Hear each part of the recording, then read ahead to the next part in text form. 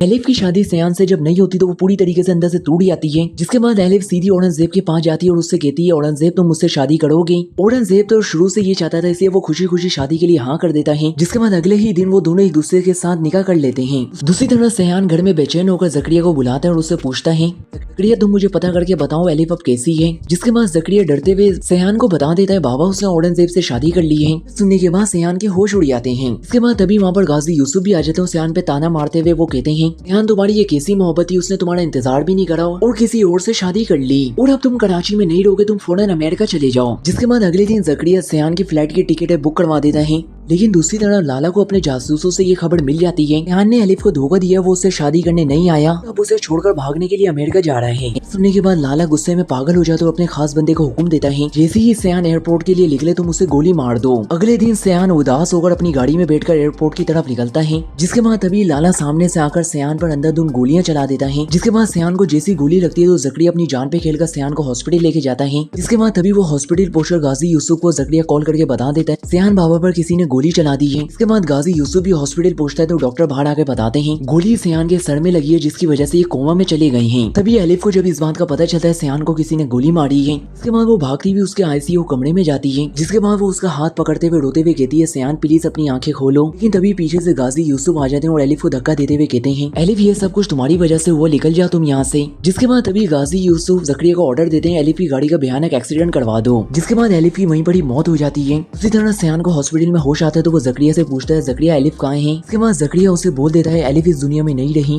ये भयानक खबर सुनने के बाद सयान के दिमाग में इतना शदीद दर्द होता है जिसके बाद वो अपनी सारी याददाश्त को भुला बैठता है। इसके बाद डॉक्टर परेशान होकर गाजी यूसुफ को बताते हैं कि इलाज के लिए आपको तुर्की लेके जाना होगा। इसके बाद सयान की तबीयत जैसी थोड़ी बेहतर होती है तो उसे तुर्की के अस्पताल में शिफ्ट कर दिया जाता है। जिसके बाद डॉक्टर जब वहाँ पर सयान को चेक करते हैं तो वो गाजी यूसुफ को बताते हैं इन्होंने किसी अपनी करीबी चीज को खो दिया है, इसी वजह से ये बहुत ज्यादा स्ट्रेस ले रहे हैं, अगर वो चीज इनको ना मिली तो इनकी जान भी जा सकती है।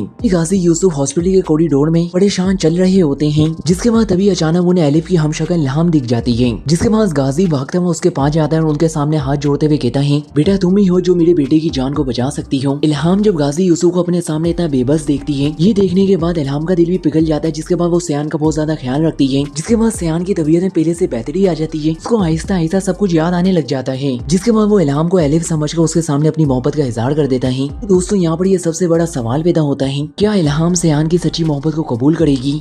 इसके बाद सयान को जब इस हकीकत का पता चलेगा कि एलिफ की एक्सीडेंट के पीछे किसी और का हाथ नहीं बल्कि उसी के अपने बाप गाजी यूसुफ का हाथ है, तो बॉस के हकीकत सामने आने के बाद वो अपने ही बाप की जान ले लेगा। अगर आप ये जानना चाहते हैं तो हमारे चैनल को सबसे पहले लाइक शेयर और सब्सक्राइब कर लें। बॉस ये हमारी प्रेडिक्शन है जो कि एंटरटेनमेंट और एजुकेशन पर्पस के लिए बनाई गई है, गलत भी हो सकती है।